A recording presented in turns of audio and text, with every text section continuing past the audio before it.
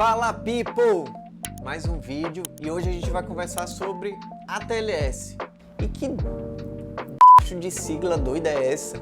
Nada mais é do que Advanced Trauma Life Support. Não ajudou em nada, né? Então vamos traduzir em português. Suporte avançado de vida no trauma.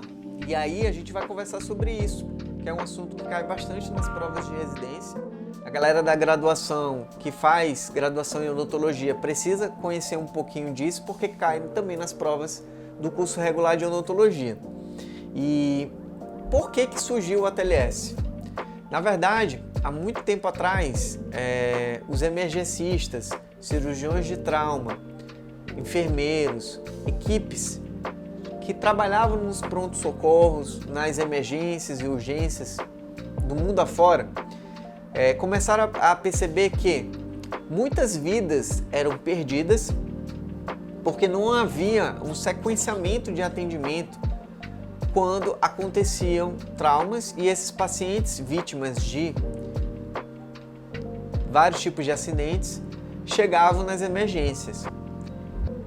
Então, essa falta de padronização levou com que alguns especialistas dentro da área médica se reunissem e bolassem, pensassem uma sequência de atendimento, um protocolo que fosse universalmente aceito e pudesse ser realizado com o intuito de manter vidas, ou seja, salvar vidas de pessoas vítimas de traumas, de acidentes, de qualquer tipo de ocorrência que pudesse levá-las ao óbito.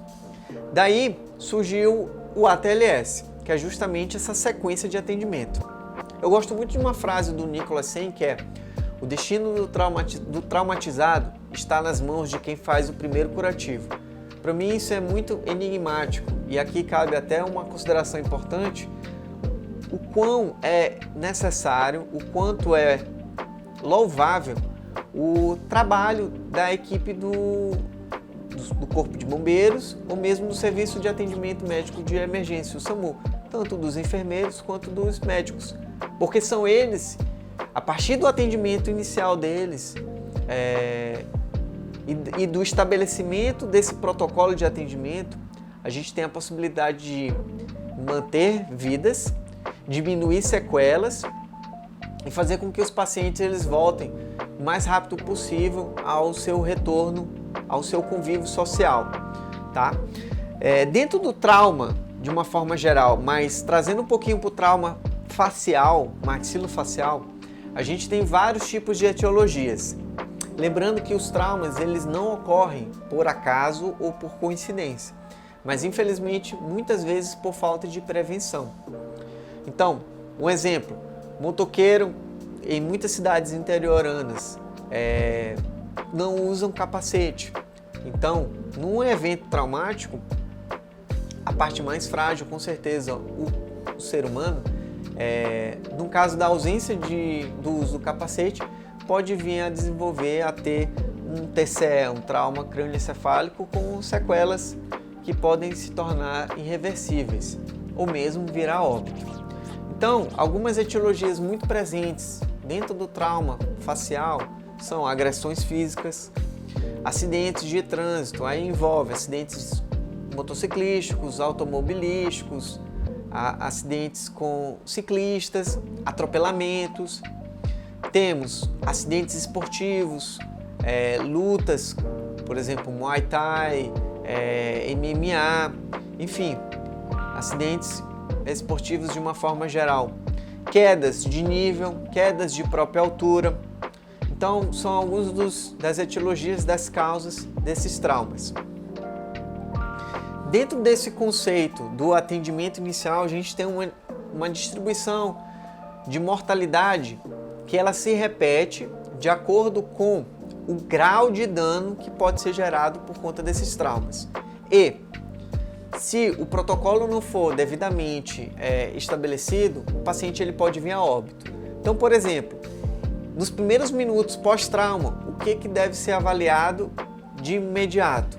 Sistema nervoso central, coração e possíveis obstruções de vias aéreas. Por quê? Algum trauma no sistema nervoso central, um TCE avançado, um um hematoma subdural, algum trauma fechado na região do coração, do mediastino, ou mesmo uma obstrução das vias aéreas superiores, pode levar o paciente a óbito em questão de minutos, se não for revertido. Nas primeiras horas, o que precisa ser avaliado de forma primordial? Principalmente eventos relacionados com a hemorragia, grandes sangramentos. E o paciente pode vir a óbitos dias ou a semanas após o evento traumático, decorrentes de sepse, infecções generalizadas e falência múltipla de órgãos, tá? Dentro dos princípios de avaliação do paciente politraumatizado, esse atendimento inicial geralmente é feito por uma equipe do Corpo de Bombeiros ou pela equipe do Serviço de Atendimento Médico de Urgência, o SAMU, no número 192. E aí, nesse contato, a equipe ela vai chegar e vai já iniciar uma avaliação primária, podendo realizar ou não uma reanimação cardiopulmonar se o paciente estiver sem os sinais vitais. A partir daí, segue-se uma avaliação secundária e reavaliações contínuas para a monitorização do quadro clínico do paciente. Concomitante a isso, o paciente já é preparado para ser transportado para uma unidade de terapia especializada, um hospital, um centro de trauma, uma emergência que esteja apta, capacitada para realizar o tratamento definitivo e dar seguimento nessa atenção do paciente vítima de trauma. E aí, nesse atendimento pré-hospitalar, antes da chegada do paciente no hospital de fato, o que tem que ser levado em consideração? Principalmente proteção das vias aéreas, para evitar a obstrução, tá? Controle de hemorragias, como a gente já comentou, principalmente as hemorragias externas, que são de fácil detecção, estabilização da coluna cervical e de possíveis fraturas, por isso a utilização do colar cervical, da prancha, e fazer esse transporte o mais rápido possível, porque, como a gente conversou, esse paciente ele não tem muito tempo, então se ele estiver no estado grave, quanto mais rápido ele receber esse atendimento especializado, melhor. E aí a gente tem uma classificação dos doentes quando há eventos traumáticos grandes. Por exemplo, o número de vítimas não excede o suporte. Por exemplo, um acidente, a gente tem a presença de 2 vítimas e chega uma ambulância ou 2 ambulâncias. Então o número de vítimas não excede o suporte. Os mais graves, eles são atendidos primeiro. Então eles têm uma preferência nesse atendimento inicial. Já acidentes ou situações de emergência que envolvem vítimas em massa, ou seja, uma explosão no shopping center ou um acidente envolvendo 10 carros, onde há muitas pessoas envolvidas.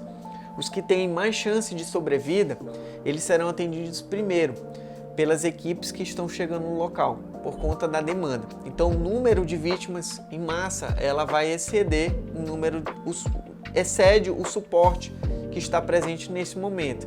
Então, os pacientes que têm mais chance de sobrevida, teoricamente, eles têm que ser atendidos de forma preliminar. E aí, o que é o ATLS para ficar didaticamente bem fácil da gente entender em relação a essa sequência? Nada mais é do que as 5 primeiras letras do alfabeto. A, B, C, D, E. Então, qual é a sequência disso de forma mnemônica para a gente não esquecer? A, airways, do inglês, traduzindo português, vias aéreas. B, breathing, traduzindo português, respiração. C, circulation, circulação, relacionado com perdas sanguíneas. D, disability, trazendo para o português, incapacidade, ou seja, avaliação neurológica do paciente. E exposure, que é a exposição do paciente. Então, nas vias aéreas, que é o primeiro item, que nas provas de residência geralmente está relacionado com algo relacionado à obstrução de vias aéreas, tá? É a primeira coisa que tem que ser avaliada. Na sequência, respiração, detectar se o paciente está tendo expansão torácica. Você pode ver e ouvir e sentir o paciente respirar. C, circulação, ver se avaliar se há alguma perda sanguínea, algum sangramento evidente, alguma hemorragia relacionada com perda volêmica. E por último, mas não menos importante dentro dessa sequência, a avaliação neurológica, que geralmente a gente emprega a escala de coma de Glasgow, e expor o paciente, despir o paciente totalmente para essa avaliação. Lembrando que na avaliação neurológica, a gente também tem que avaliar as pupilas do paciente para ver se estão responsivas ou não. Então, se você gostou, comenta, compartilha com quem você acha que precisa receber esse conteúdo. Para quem está estudando para as provas de residência, não desista. E nos próximos vídeos a gente vai comentar um pouquinho mais aprofundado sobre cada um desses elementos dentro da avaliação do ATLS. Então, até a próxima.